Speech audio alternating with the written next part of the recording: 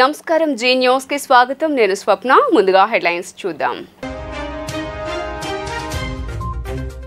రాష్ట్రంలో రాముడి పాలన రావాలని ప్రజలు కోరుకుంటున్నారన్న టీడీపీ అధినేత చంద్రబాబు ఓట్లతో జగనాసురుడిని ఓడించేందుకు ప్రజలు సిద్ధమయ్యారని వెల్లడి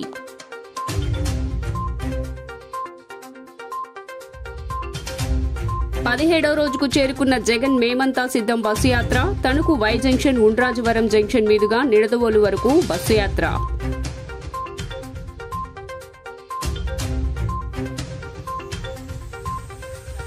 వడగాల్పులతో ఉక్కిరిబిక్కిరవుతున్న ప్రజలు మధ్యాహ్నం 12 గంటలు దాటితే నిర్మానుష్యంగా మారుతున్న ప్రధాన రహదారులు కూడళ్లు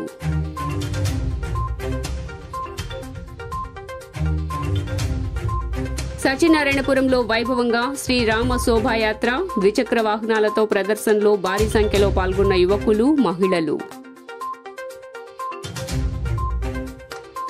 ఇక డీటెయిల్స్ చూస్తే జగన్ మేమంతా సిద్ధం బస్సు యాత్ర 17వ రోజుకు చేరుకుంది. నేడు తణుకు వై జంక్షన్ నుంచి మేమంతా సిద్ధం బస్సు యాత్ర ప్రారంభమైంది. తణుకు వై జంక్షన్ నుంచి శర్మిష్ఠా జంక్షన్ ఉండ్రాజవరం జంక్షన్ మీదుగా తూర్పుగోదావరి జిల్లా నిడదవోలు నియోజకవర్గం పెరవలికి బస్సు యాత్ర చేరుకుంది. ఏపీలో సార్వత్రిక ఎన్నికల వేళ వైసీపీ అధినేత సీఎం జగన్మోహన్ రెడ్డి పార్టీ అభ్యర్థుల విజయాన్ని కాంక్షిస్తూ చేపట్టిన మేమంతా సిద్ధం బస్సు యాత్ర ఒకరోజు బ్రేక్ తర్వాత 17వ రోజు గురువారం ప్రారంభమైంది. బుధవారం శ్రీరామనవమి కావడంతో బస్సు యాత్రకు జగన్ బ్రేక్ ఇచ్చారు. తిరిగి నేడు తణుకు వై జంక్షన్ నుంచి మేమంతా సిద్ధం బస్సు యాత్ర ప్రారంభమైంది. 2 జిల్లాల్లో 6 నియోజకవర్గాల్లో జరగనున్న బస్సు యాత్ర మొత్తం 85 కిలోమీటర్ల మేర కొనసాగుతుంది. తణుకు వై జంక్షన్ నుంచి షర్మిష్ఠా జంక్షన్ ఉండ్రాజవరం జంక్షన్ మీదుగా తూర్పు గోదావరి జిల్లా నిడదవోలు నియోజకవర్గం పెరవలికి బస్సు యాత్ర చేరుకుంది. అనంతరం సిద్ధాంతం బ్రిడ్జి మీదుగా కొత్తపేట నియోజకవర్గం ఈతకొట్టుకు బస్సు యాత్ర చేరుకుంటుంది. రాముడిని తలుచుకుంటే మంచి పాలన గుర్తొస్తుందని అలానే ప్రజలకు మంచి పాలకులు కావాలని కోరుకుంటున్నారని టీడీపీ అధినేత చంద్రబాబు అన్నారు. రావణాసురుడిని చంపిన రాముడిని ఆదర్శంగా తీసుకుని ఈ రాష్ట్రంలోని ప్రజలంతా కలిసి తమ ఓట్లతో జగనాసురుడిని ఓడించేందుకు సిద్ధమయ్యారని పేర్కొన్నారు. అందరూ ఆశీర్వదిస్తే రాష్ట్రంలో రామరాజ్యాన్ని స్థాపించే బాధ్యత నాది అని టీడీపీ అధినేత చంద్రబాబు స్పష్టం చేశారు. పెడన మచిలీపట్నం నియోజకవర్గాల్లో జనసేన అధ్యక్షుడు పవన్ కళ్యాణ్తో కలిసి బుధవారం ప్రజాగళం సభలో పాల్గొని మాట్లాడారు. జగన్ పాలనలో ఈ రాష్ట్రంలోని ఏ వర్గమూ ఆనందంగా లేదన్నారు. అందరినీ నట్టేట ముంచిన వ్యక్తి ఈ జగన్. ఒకరోజే 11 సర్వేలు విడుదలవగా అన్నింటిలోనూ 17 నుంచి 23 ఎంపీ స్థానాల్లో కూటమి గెలుస్తోందని తేలిపోయిందని చెప్పారు. కేంద్రంలో 400 సీట్లతో ఎన్డీఏ అధికారంలోకి వస్తుందని ధీమా వ్యక్తం చేశారు. ఏపీలో 25 లోక్సభ స్థానాలు 165 అసెంబ్లీ సీట్లు గెలుస్తాం అని చంద్రబాబు వెల్లడించారు. రాష్ట్రంలో అందరినీ భయపెట్టి బానిసలుగా మార్చుకోవాలని జగన్ అనుకుంటున్నారని చంద్రబాబు ధ్వజమెత్తారు.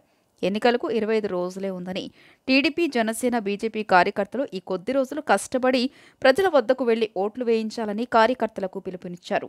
కేంద్రం, రాష్ట్రంలో మనమే వస్తున్నాం. బాగా కష్టపడిన కార్యకర్తలకు గుర్తింపు ఇచ్చే బాధ్యత తీసుకుంటామని అన్నారు. ప్రతి ఓటు చాలా ముఖ్యమనే విషయం మర్చిపోవద్దు అని చంద్రబాబు సూచించారు. విమర్శలు చేసినా ఏ మాత్రం భయపడకుండా ముందుకు పోయే వ్యక్తి, అలాంటి వ్యక్తి ఈ రోజు మీరు చూస్తున్నారు. తమ్ముళ్ళు ఎంతమంది ఎన్ని మాటలు మాట్లాడారో, కానీ ఒకటి మాత్రం ఎక్కడ అదరక బెదరక ఒక యోధుడిలా నిలబడ్డ వ్యక్తి పవన్ కళ్యాణ్ గారని చెప్పి నేను మీకు తెలియజేస్తున్నా. నేను ఈ సందర్భంగా ఒకటే అడుగుతున్నా, ఈ జిల్లాలో 2 నాన్లున్నారు. 2 కూడా మంత్రులుగా నిలబెట్టారు. ఒకడు బూతుల నాని, ఒకడు నీతుల నాని.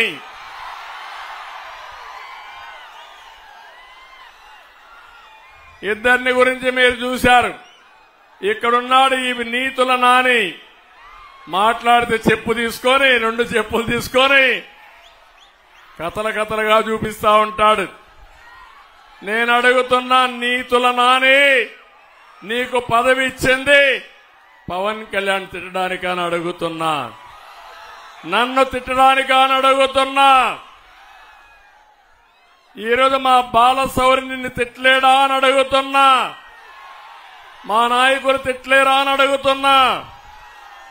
నేను ఒకటే హెచ్చరిస్తున్నా, ఈ సైకో జగన్మోహన్ రెడ్డి ఒక్కొక్క ప్రాంతంలో ఒక్కొక్క సైకోను తయారు చేసి మమ్మల్ని అందరినీ మానసికంగా దెబ్బతీయాలని ఆలోచిస్తున్నాడు. కానీ మేము బుల్లెట్లకే భయపడిన వాళ్ళం, వీళ్ళకి భయపడతావా తమ్ముళ్ళు అని మీకు అందరికీ చెప్పేస్తున్నాను. ఆలోచించండి. మీరు అందరూ ఇక్కడ ఉన్న ఆడబిడ్డలు, పెద్దలు, అందరూ రాష్ట్ర ప్రజానీకం అందరూ ఆలోచించండి. ఒక చిన్నపాటి వంట చేస్తున్నప్పుడే చిన్న నూనె చుక్క పడితేనే ఎంత బాధ వస్తుందని తెలుసు. అలాంటిది 15 ఏళ్ల బిడ్డను తీసుకెళ్లి పెట్రోల్ వేసి కాల్ చేస్తే ఆ మంట అసలు మనం ఎవరైనా ఊహించగలమా? బాధను ఊహించగలమా? అలాంటి అది వదిలేసి ఇతని తలకి అతను కొట్టుకున్నాడో ఎవరు ఇసిరారో అతనే, అదంతా మనకు మాయ ఎలా జరిగిందో తెలియదు. గొడవ మాకు ఇతనికి పనే? మాకు ఇతని మీద మాకు కూర్చోబెట్టి దాడులు చేయడానికి మాకేం పని లేదా? మాకు వేరే పనులు లేవా మాకు? అయినా మీలాగా క్రిమినల్సా మేము? అందరి మీద దాడి చేసే నీకు అసలు నీ మీద ఎవరికైనా దాడి చేయడానికి ధైర్యం ఉంటుందా? నువ్వు బతకనిస్తావా? నువ్వు సొంత బాబాయిన గొడ్డలతో అడ్డంగా నరికి చంపేశావు. నువ్వు ఆ నరికి చంపించిన వ్యక్తులను నువ్వు వెనకేసుకొస్తావు. ఇలాంటి వ్యక్తి అంటే కూర్చోబెట్టి కేంద్రం మెడలు ఉంచుతాడంట. కేంద్రం మెడల్ అంటే ఎవరు? నరేంద్ర మోడీ గారు. వెళ్ళి నరేంద్ర మోదీ గారితో మాట్లాడగలవా? సోనియా గాంధీ గారు స్పెషల్ కేటగిరీ స్టేటస్ అప్పుడు, రాష్ట్ర విభజన అప్పుడు చిన్న ప్లే కార్డు పట్టుకోవడానికి నువ్వు దాక్కొని అంత పిరుకోడివి. నీకు ఒక దమ్ము, ధైర్యం, అంత ధైర్యం ఉందా మీకు? నేను మీకు ఒకటే చెప్తాను, మీరు ఆలోచించాలి మీ భవిష్యత్తుకి. సీఎం వైఎస్ జగన్ పై రాయితో దాడి వ్యవహారంలో వడ్డెర సామాజిక వర్గానికి చెందిన మైనర్లను బలి పశువులను చేశారంటూ టీడీపీ నేతలు మండిపడుతున్నారు. తెలుగుదేశం పార్టీ జాతీయ అధికార ప్రతినిధి కొమ్మారెడ్డి పట్టాభిరామ్ దీనిపైన మీడియా సమావేశం నిర్వహించారు. నాడు 2019లో కోడికత్తి డ్రామాకి ఒక దళితుల్ని బలి చేశారని, ఇప్పుడు ఒక బీసీని బలి చేస్తున్నారని ఆగ్రహం వ్యక్తం చేశారు. గత 2-3 రోజులుగా నడుస్తున్నటువంటి గులకరాయి డ్రామాని రాష్ట్ర వ్యాప్తంగా అందరూ గమనిస్తూ ఉన్నారు. జగన్మోహన్ రెడ్డి, అతని కింద పనిచేసేటటువంటి పిల్ల సైకోలు అందరూ కూడా, వైసీపీ బులుగుముఠ అందరూ కూడా ఏదో ఒక రకంగా రేపు తాము ప్రయాణిస్తున్నటువంటి నావ మునిగిపోతున్నటువంటి సందర్భంలో ఎన్నికలలో ఘోరమైనటువంటి ఓటమి తప్పదు అని గ్రహించి ఏదో ఒక విధంగా ప్రజల వద్ద నుంచి సానుభూతి పొందాలన్న ఒక కుట్ర, రెండో పక్కన ఈ కుట్రలో ఏదో ఒక విధంగా ఈరోజు బలమైనటువంటి ప్రతిపక్ష పాత్ర పోషిస్తున్నటువంటి తెలుగుదేశం పార్టీ, ఆ పార్టీకి చెందినటువంటి ముఖ్య నాయకులు ఎవరైతే గత 5 సంవత్సరాల కాలంగా జగన్మోహన్ రెడ్డి ప్రభుత్వంలో జరుగుతున్నటువంటి అవినీతి అక్రమాలను కానివ్వండి, వాళ్ళు చేస్తున్నటువంటి అరాచకాలను కానివ్వండి, బలంగా ఎవరైతే ప్రశ్నిస్తున్నారో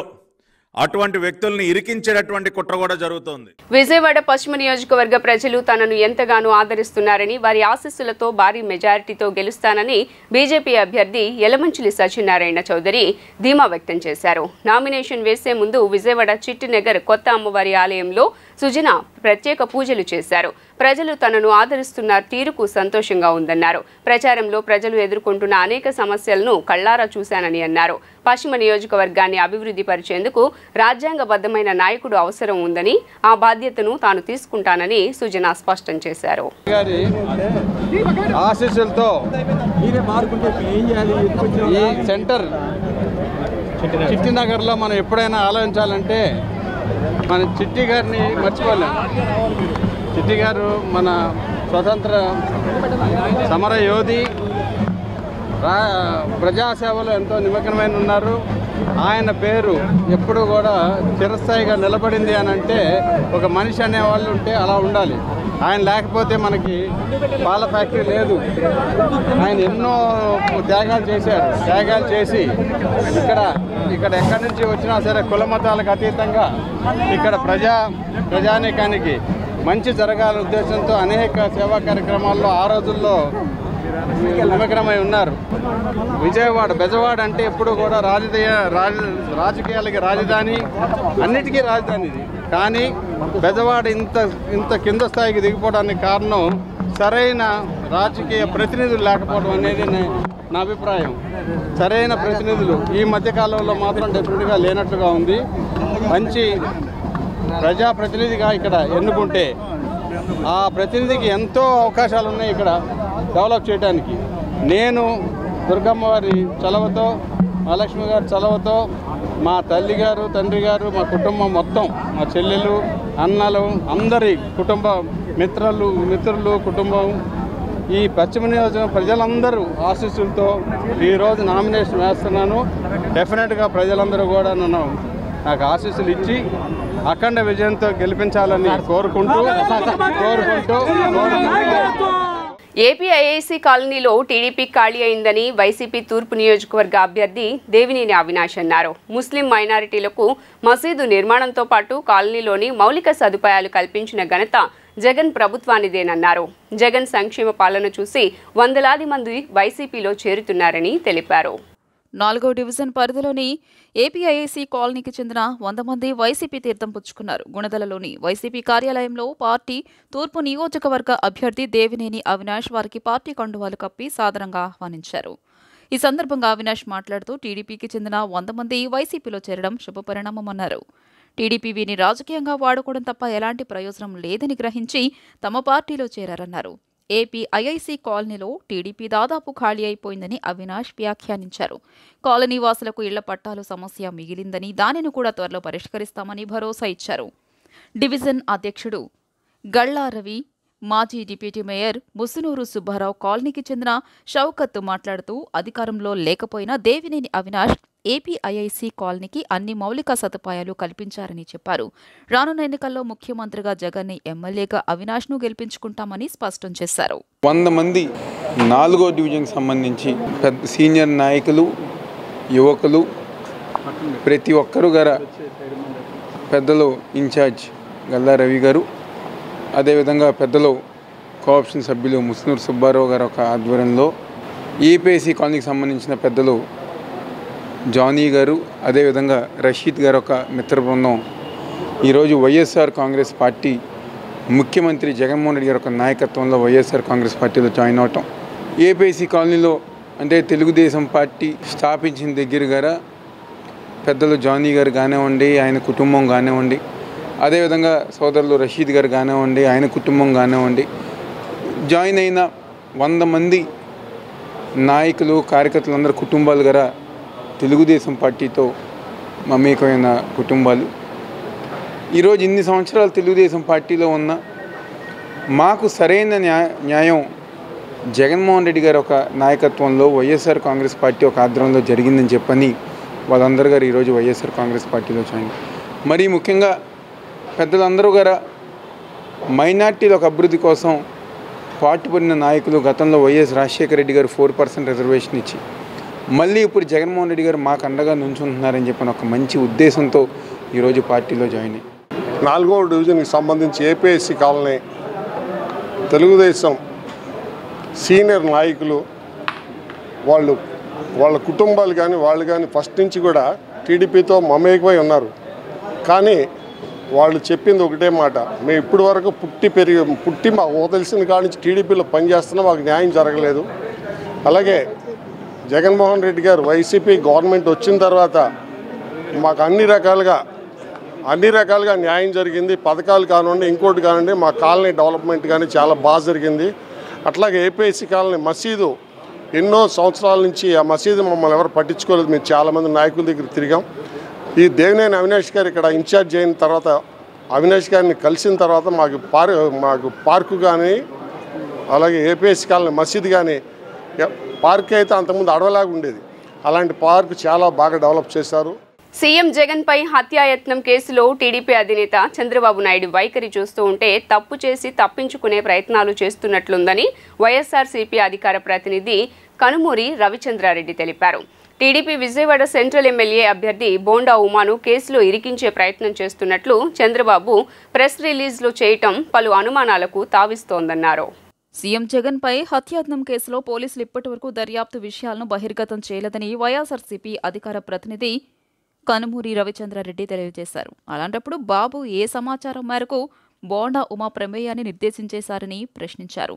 ఖచ్చితంగా తప్పు చేశారు కాబట్టి దొరికిపోతామనే భయంతో ముందస్తు డ్రామాకు తెరతీశారని ఎద్దేవా చేశారు. మేమంతా సిద్ధం బస్సు యాత్రకు వస్తున్న జన ప్రవాహాన్ని చూసి ఓర్చుకోలేక హత్యాయత్నానికి పాల్పడ్డారన్నారు. ముందు జాగ్రత్త కోసమే దొంగే దొంగ దొంగ అన్నట్లుగా అరుస్తున్నారని చెప్పారు. వీటిని బట్టి ఖచ్చితంగా ఈ దురాఘాతానికి పురుగొల్పింది చంద్రబాబు అని స్పష్టమవుతుందని పేర్కొన్నారు. అందుకే బోండమ్మ ఫోన్ స్విచ్ ఆఫ్ చేశారని తెలుస్తుందన్నారు. కుట్రలే అజెండాగా ఏర్పడిన కూటమి భవిష్యత్తు రాబోయే రోజుల్లో ఖచ్చితంగా తెల్లారిపోతుందన్నారు. ఎంటైర్ ఎల్లో మీడియా అటు స్క్రోలింగ్ ఇటు విజువల్స్ ఏవైతే మిక్స్ చేసి వేస్తున్నాయో మేము అడుగుతున్నాం చంద్రబాబు, ఇంతవరకు పోలీసులు ఎటువంటి స్టేట్మెంట్ కన్ఫర్మ్ గా ఇవ్వలేదు.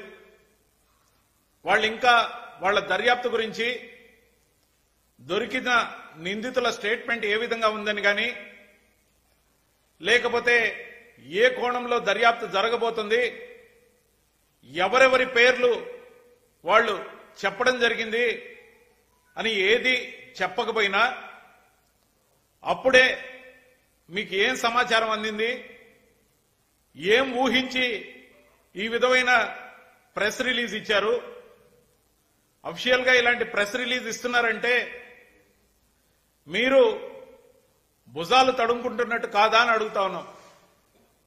ఖచ్చితంగా దొరికిపోయామని మీరే ఈ దాడి విజయవాడ నగరంలోకి ఎంటర్ అయిన తర్వాత ముఖ్యంగా గుంటూరు నుంచి జనసమూహాలు జగన్మోహన్ రెడ్డి గారి బస్సు యాత్రకు తగ్గుతాయని మీరు భావించి ఏదైతే కలలు కన్నారో, కృష్ణా వారధి పోటెత్తడంతో పాటు జనంతో విజయవాడ జనసంద్రంగా మారి ఒక ప్రవాహంలాగా ఉన్న జనాన్ని చూసి ఓర్చుకోలేక మీరే ముఖ్యమంత్రి వైఎస్ జగన్మోహన్ రెడ్డి గారి మీద దాడి చేశారని ఖచ్చితంగా అనిపిస్తోంది.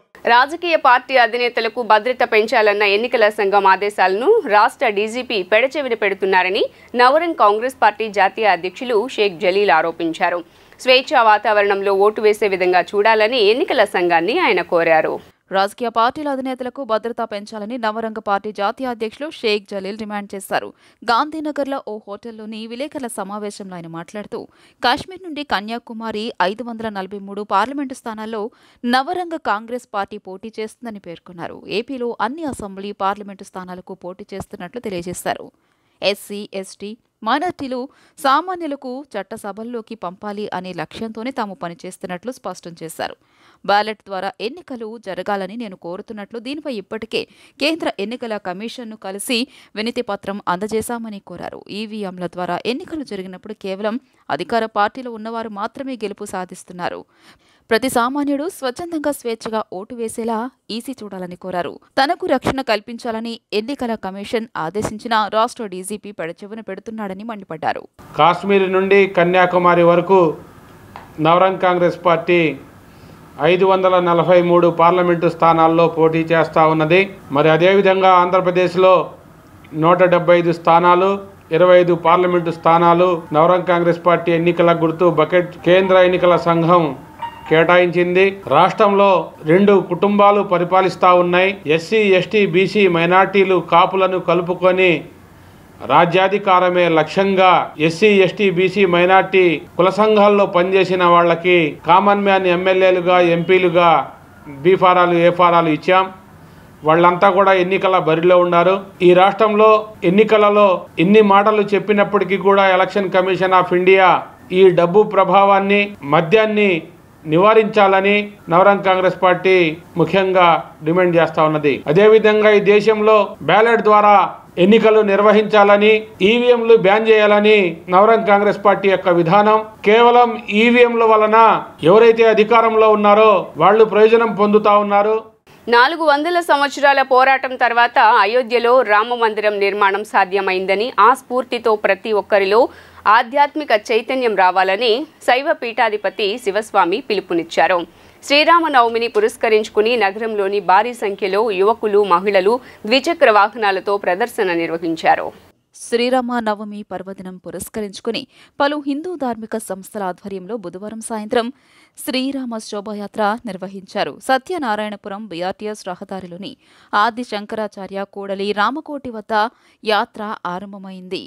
ఈ సందర్భంగా ఆయన ప్రసంగిస్తూ భారతీయ సంస్కృతి సాంప్రదాయాల పట్ల చిన్నతనం నుంచే పిల్లల్లో అవగాహన కల్పించాల్సిన బాధ్యత తల్లిదండ్రులపై ఉందన్నారు. ప్రపంచంలో భారతీయ సంస్కృతికి ఉన్న గొప్పదనం దేనికి లేదన్నారు. హిందూ ధర్మాన్ని కాపాడుకోవాల్సిన అవసరం ఉందన్నారు. జాతి, మత, కుల, వర్గ, లింగ భేదాలు లేకుండా భారతీయులంతా సంఘటితంగా ఉన్నప్పుడే దుర్మార్గుల దాడుల నుంచి కాపాడుకోగలమన్నారు. ప్రజల్లో చైతన్యం తీసుకొచ్చేందుకు ఈ కార్యక్రమం నిర్వహించినట్లు వెల్లడించారు. భక్తి చైతన్య స్వామి, నాగలింగం శివాజీ, సూర్యతేజ భారీ సంఖ్యలో యువకులు, మహిళలు ద్విచక్ర వాహనాలతో ప్రదర్శన నిర్వహించారు. సత్యనారాయణపురం, ముత్యాలంపాడు, లక్ష్మీనగర్, అజిత్ సింగ్ నగర్ మీదుగా యాత్ర సాగింది. ప్రపంచవ్యాప్తంగా దివ్యమైన భవ్యమైన అయోధ్యలో బాలరాముడి ప్రతిష్ఠ అనంతరం శ్రీరామనవమి ఉత్సవాలు అత్యంత వైభవంగా జరుగుతున్నాయి. దీనిలో భాగంగా రామభక్తులు రామభక్తితోనూ, రామ సేవతోనూ, రామతత్వంతోనూ, రామనామంతో కూడి ఈ రోజున శ్రీరామ శోభాయాత్రని మాననీయ నాగలింగం శివాజీ గారి యొక్క ఆధ్వర్యంలో వారి మిత్రబృందం అంతా కలిసి కూడా మన విజయవాడ సెంట్రల్ నియోజకవర్గంలో BRTS రోడ్లు ఆదిశంకరాజు సర్కిల్ నుంచి జై శ్రీరామ్ అనే నినాదాలతో ముందుకు సాగుతుంది. దేశమంతా సుభిక్షంగా సుసంపన్నంగా ఉండాలని, భద్రతాభావంతో ప్రజలందరూ కూడా మెలగాలని, రాబోయే ప్రభుత్వాలు అంటే ఆంధ్రప్రదేశ్లో ప్రధానంగా రాబోయే ప్రభుత్వాలు మంచి బుద్ధి కలిగి సోమరబోధం తయారు చేయకుండా చక్కటి పరిపాలన అందించాలని జై శ్రీరామనాథంతో యాత్ర చేస్తున్నాం. 492 సంవత్సరాల చిరకాల కళ నెరవేరింది. ఈ సమయంలో మనం అందరం బ్రతికొండడం ఒక అదృష్టం. ఈ సమయాన్ని చేసుకుంటూ శ్రీరామనవమి వేడుకలు అత్యంత వైభవంగా నిర్వహిస్తున్నాం. దాంట్లో భాగంగా విజయవాడ మహానగరంలో కొన్ని వేల మందితో బైక్ ర్యాలీ నిర్వహించడం జరిగింది. ధన్యవాదాలు. జై శ్రీరామ్. మనమందరం ఈ శ్రీరామనవమి ఉత్సవాలతో పాటుగా జై శ్రీరామ్ ఈ ప్రోత్సాహంతో మనం ముందుకెళ్తున్నాం. ఇది ఇంతటితో ఆకుండా జీవిత విధానం కావాలి అని భగవంతుని ప్రార్థిద్దాం. జై భారత మాత, జై శ్రీరామ్. నగరంలోని విద్యాధరపురంలోని లేబర్ కాలనీలో సమ్మర్ స్పెషల్ ఎగ్జిబిషన్ నిర్వహిస్తున్నట్లు నిర్వాహకులు గరిమెళ్ల విజయశ్రీ, నాన్నయ్య చౌదరి తెలిపారు. జైపూర్ పింక్ ప్యాలెస్ ముఖద్వారంతో ఎంతో ఆకర్షణీయంగా ఎగ్జిబిషన్ ఉంటుందన్నారు. నగర ప్రజలు ఈ అవకాశాన్ని సద్వినియోగం చేసుకోవాలని వారు కోరారు. నగరంలో ఆట విడుపు కోసం విద్యాధరపురంలోని లేబర్ కాలనీ గ్రౌండ్స్లో నిన్న సాయంత్రం సమ్మర్ స్పెషల్ ఎగ్జిబిషన్ ప్రారంభమైంది. ఈ ఎగ్జిబిషన్ను నిర్వాహకులు గరిమెళ్ల విద్యాశ్రీ ప్రారంభించారు. ఈ సందర్భంగా పలు స్టాల్స్ని సందర్శించారు. ఆట విడుపు కార్యక్రమాల కోసం ఏర్పాటు చేసిన సాంస్కృతిక కార్యక్రమాలను తిలకించారు. అనంతరం ఏర్పాటు చేసిన విలేకరుల సమావేశంలో నిర్వాహకులు గరిమెళ్ల విద్యాశ్రీ, నాన్నయ్య చౌదరిలు మాట్లాడుతూ విజయవాడలో స్వరాజ్య మైదానంలో ఎగ్జిబిషన్స్ నిర్వహించేవాళ్లమని తెలియజేశారు. నగర ప్రజలకు మరింత చేరువలో ఉండే విధంగా ఇప్పుడు పశ్చిమ నియోజకవర్గంలో సమ్మర్ స్పెషల్ ఎగ్జిబిషన్లో నిన్న సాయంత్రం నుంచి ప్రారంభించినట్లు తెలియజేశారు. ప్రతిరోజు సాయంత్రం 6 గంటల నుంచి రాత్రి 10 గంటల వరకు ఎగ్జిబిషన్ కొనసాగుతోందని పేర్కొన్నారు. జైపూర్ పింక్ ప్యాలెస్ ముఖద్వారంతో ఎంతో ఆకర్షణీయంగా ఎగ్జిబిషన్ ఉంటుందన్నారు. ఆట విడుపు కోసం giant wheel, merry Columbus, break dance, dragon train, Indian tora tora, Italian items వంటి ప్రత్యేకమైన ఆట వస్తువులు ఉన్నాయన్నారు. Bedsheets, Bengali cotton saris, Lucknow saris, nighties, cosmetic, గాజులు, అనేకమైన ఆట బొమ్మలు, హ్యాండ్లూమ్స్ మరియు హ్యాండ్ క్రాఫ్ట్ స్టాల్స్, అనేక రకాల ఫుడ్ స్టాల్స్ ఎగ్జిబిషన్లో అందుబాటులో ఉంటాయన్నారు. ప్రతిరోజు సాంస్కృతిక కార్యక్రమాలు జరుగుతాయని పేర్కొన్నారు. అనంతరం సభా శివకుమార్ శిష్య బృందం ప్రదర్శించిన సాంస్కృతిక కార్యక్రమాలు ఎంతగానో అలరించాయి. యాజ్ వెల్ అస్ నా చిన్నప్పటి నుంచి మా తాతగారి దగ్గర నుంచి ఎగ్జిబిషన్స్ అనేవి పెడతానే ఉన్నారు. అండ్ యాజ్ ఎ విజయవాడ అమ్మాయి మాకు ఏముంటుంది ఎంజాయ్మెంట్ అంటే మాకు exhibition, movie and food. Coming to exhibition, ఇదివరకు ఎగ్జిబిషన్ అంటే it use to be huge place, PWD ground అని చాలా గుర్తుండిపోయేది. ఇప్పుడు okay, it's not PWD ground but we got another ground which is similar. So I'm happy that my father had got this ground and started this exhibition. And please, all I request all the people Vijayawada to come and visit and eat and enjoy a lot. And influencers also, మీరు ఎలాగో అన్నీ cover చేస్తున్నారు as well as media మిత్రులతో పాటు. So అందరూ వచ్చి అందరికీ తెలిసేలా చేసి అందరూ ఎంజాయ్ చేసి ఈ సమ్మర్ని వెళ్ళాలని కోరుకుంటున్నాం. సమ్మర్కి ఎగ్జిబిషన్ అనేది మన PWD గ్రౌండ్లో ఉండేది మన చిన్నప్పటి నుంచి అందరికీ తెలిసిన విషయం. అది కొన్ని కారణాల వల్ల అంబేద్కర్ విగ్రహం స్థాపించడం వల్ల ఆ గ్రౌండ్ లేకుండా పోయడం వల్ల ఇది ఆ పీడబ్ల్యూ గ్రౌండ్లో ఉన్న ఎగ్జిబిషన్స్ ముక్కలుగా అయిపోయి చిన్న చిన్న ప్రదేశాల్లో చేస్తున్నారు. ఇది పీడబ్ల్యూడీ గ్రౌండ్ లాగా ఒక 5 ఎకరాల దాకా ఉంది కాబట్టి దీనిలో మళ్ళీ స్టార్ట్ చేయడం జరిగింది. ఈ సంవత్సరం కొత్తగా స్టార్ట్ చేయడం జరిగింది. అలాగే పీడబ్ల్యూ గ్రౌండ్లో ఏదైతే కార్యక్రమాలు జరిగినాయో సాంస్కృతిక కార్యక్రమాలన్నీ కూడా ఇక్కడ కూడా నిర్వహిస్తున్నాము. అది ఇక్కడ ఉన్న ప్రజలు విద్యాధరపురం, భవానీపురం, విజయవాడ నగరంలో ఉన్న ప్రజలందరూ వచ్చి పిల్లలు కూడా సంతోషంగా స్టేజ్ ప్రోగ్రాంలు చూసి ఆనందించవచ్చు. జూన్ 6వ తారీఖు దాకా ఉంటుందండి. వాళ్ళ నుంచి స్టార్ట్ చేసి జూన్ 6వ తారీఖు దాకా ఉంటుంది. సాయంత్రం 5 గంటల నుంచి రాత్రి 10 గంటల వరకు ప్రతిరోజు కల్చరల్ ప్రోగ్రామ్స్ ఉన్నాయండి స్టేజ్ మీద. టౌన్లో వచ్చేవాడు. నేను స్టాల్ హోల్డర్ అసోసియేషన్ తరఫు నుంచి వచ్చాను. నాని గారు పీడబ్ల్యూడీ గ్రౌండ్ తర్వాత మళ్ళీ ఇక్కడ మమ్మల్ని పిలిచారు. మేము అక్కడ ఎలా వెరైటీ తీసుకొచ్చినాం, ఇలాగే మళ్ళీ నాని గారి దగ్గర ఐటమ్ తీసుకొచ్చినాం. దాంట్లో ఇరానీ కార్పెట్స్ కానీ, Irani crockery, China crockery, bandhani dress material, Afghani dress material, Pakistani dress material, Lucknowi suits, saris, Bengali cotton saris, Panipat bedsheets, jewellery, cosmetics, artificial jewellery, ఇంకా మనకు stones bangles, Hyderabad bangles, Jaipuri bangles ఉన్నాయి. రెడీమేడ్లో చాలా రకాల వెరైటీస్ ఉన్నాయి. కిడ్స్ వెరైటీ కానీ, త్రిపూర్ వెరైటీ కానీ, ఇలాంటి చాలా వెరైటీస్. మళ్ళీ మేము 10 సంవత్సరాల తర్వాత పీడబ్ల్యూడీ గ్రౌండ్ తర్వాత మళ్ళీ ఇప్పుడు అన్నీ మేము స్టాల్ తీసుకొని నానిగారు పిలిచినప్పుడు మేము వచ్చినాం. మళ్ళీ వడగాల్పులతో ప్రజలు ఉక్కిరి బిక్కిరి అవుతున్నారు. ఉష్ణోగ్రతలు 45 డిగ్రీలకు చేరాయి. సాధారణం కంటే 4 నుంచి 6 డిగ్రీలు పెరిగాయి. ఏప్రిల్ నెలలోనే ఎండ తీవ్రత ఇలా ఉంటే మే, జూన్ నెలల్లో ఉష్ణోగ్రతలు మరింత పెరిగే అవకాశం ఉందని వాతావరణ నిపుణులు అంచనా వేస్తున్నారు. కాగా రోజు రోజుకు పెరుగుతున్న ఉష్ణోగ్రతలతో జనం ఉక్కిరి బిక్కిరి అవుతున్నారు. ఉదయం 9 గంటలకే సూర్యుడు నిప్పులు చిమ్ముతుండటంతో ప్రజలు అల్లాడుతున్నారు. మరోవైపు వేడుగాలుల తీవ్రత కూడా పెరగడంతో ఉక్కిరిబిక్కిరి అవుతున్నారు. దీంతో బయటకు వెళ్లాలంటేనే జనం జంకుతున్నారు. మధ్యాహ్నం 12 గంటలు దాటితే ప్రధాన రహదారులు, కూడళ్లు నిర్మానుష్యంగా మారుతున్నాయి. జాతీయ రహదారులు సైతం వాహనాల రాకపోకలు లేక ఖాళీగా కనిపిస్తున్నాయి. గ్రామీణ ప్రాంతాల్లో ఉక్కపోతతో వృద్ధులు, చిన్నారులు అవస్థలు పడుతున్నారు. ఈ తరుణంలో వాతావరణ శాఖ ఎండల తీవ్రత మరింత పెరిగే అవకాశముందని హెచ్చరించింది. వాతావరణ శాఖ ప్రకటన ప్రకారం రాగల 3 రోజులు గరిష్ట ఉష్ణోగ్రతలు నమోదయ్యే అవకాశం ఉంది. ఇప్పటికే 44 డిగ్రీల ఉష్ణోగ్రతలు నమోదు అవుతుండగా ఈ 3 రోజుల్లో 2 నుంచి 3 డిగ్రీల వరకు పెరిగే అవకాశం ఉందని వాతావరణ కేంద్రం ప్రకటించింది. వార్తలు ముగించే ముందు హెడ్లైన్స్ మరోసారి. రాష్ట్రంలో రాముడి పాలన రావాలని ప్రజలు కోరుకుంటున్నారన్న టీడీపీ అధినేత చంద్రబాబు, ఓట్లతో జగనాసురుడిని ఓడించేందుకు ప్రజలు సిద్ధమయ్యారని వెల్లడి.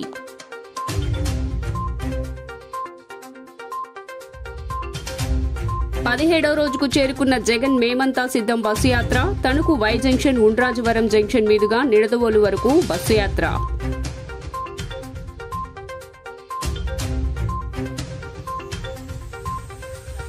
వడగాల్పులతో ఉక్కిరిబిక్కిరవుతున్న ప్రజలు. మధ్యాహ్నం 12 గంటలు దాటితే నిర్మానుష్యంగా మారుతున్న ప్రధాన రహదారులు, కూడళ్లు.